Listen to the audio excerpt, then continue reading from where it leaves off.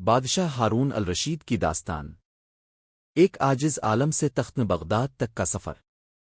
8ویں صدی عیسوی میں عباسی خلافت کے سنہری دور میں ری کے شہر میں ایک عالم کا بیٹا ہارون نامی شخص رہتا تھا۔ ری جو اپنے علمی مراکز اور دانشوروں کے لیے مشہور تھا۔ علم، ایمان اور ثقافت کا گہوارہ تھا۔ ہارون کے والد طارق الفارسی ایک معروف عالم اور قرآن و علوم کے استاد تھے، جنہوں نے اپنی زندگی علم پھیلانے اور لوگوں کی خدمت کے لیے وقف کر رکھی تھی۔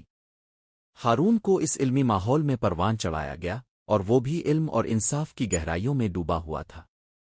چھوٹی عمر سے ہی ہارون نے غیر معمولی ذہانت اور شوق کا مظاہرہ کیا۔ وہ اسلامی فقہ، تاریخ اور فلسفے میں مہارت حاصل کر چکا تھا۔ ہارون کے والد نے اس بات کو یقینی بنایا کہ ان کے بیٹے کو دینی اور دنیاوی علوم میں مہارت حاصل ہو۔ انہوں نے ہارون کو حکمرانی کے اصولوں اور خلافت کے عظیم حکمرانوں کی کہانیاں سنائیں، جنہوں نے انصاف اور فروتنی کے ساتھ حکومت کی تھی۔ سب سے بڑھ کر انہوں نے ہارون کو نبی محمد کی ابدی حکمت سکھائی۔ ہارون باوجود اپنے وسیع علم کے انتہائی عاجز تھا۔ اس کی زندگی سادہ تھی، اور اس کا واحد مقصد اپنے والد کی طرح علم پھیلانا اور اپنے لوگوں کی خدمت کرنا تھا۔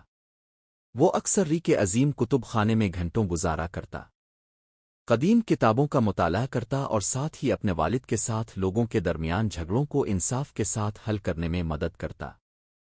انصاف پسندانہ فیصلوں کی بدولت شہر میں اس کی شہرت پھیل گئی۔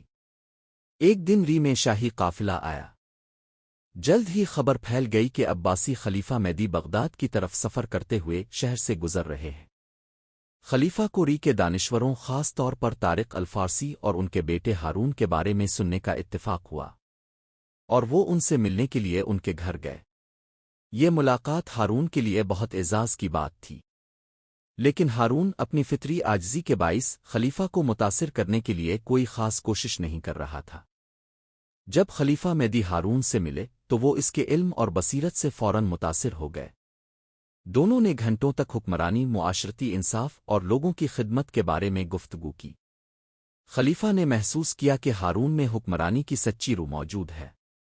خلیفہ مہدی نے ہارون کو بغداد کے شاہی دربار میں بطور مشیر شامل ہونے کی پیشکش کی، لیکن ہارون نے یہ پیشکش انکار کر دی، کیونکہ وہ سادہ زندگی کو ترجیح دیتا تھا۔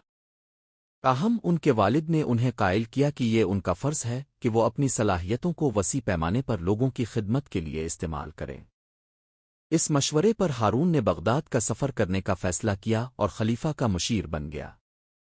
بغداد میں ہارون نے اپنی بصیرت اور انصاف کے جذبے سے خلیفہ کو متاثر کیا، اور جلد ہی وہ خلیفہ کا سب سے قریبی مشیر بن گیا۔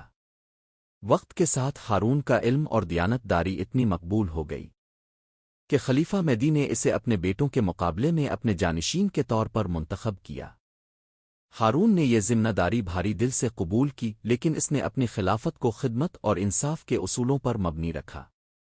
ہارون الرشید کے دور میں بغداد علم، فن اور تجارت کا عالمی مرکز بن گیا۔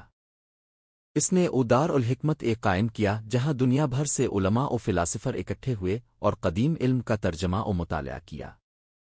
ہارون الرشید اپنے لوگوں کی فلاح و بہبود کے لیے ہمیشہ فکرمند رہتے تھے۔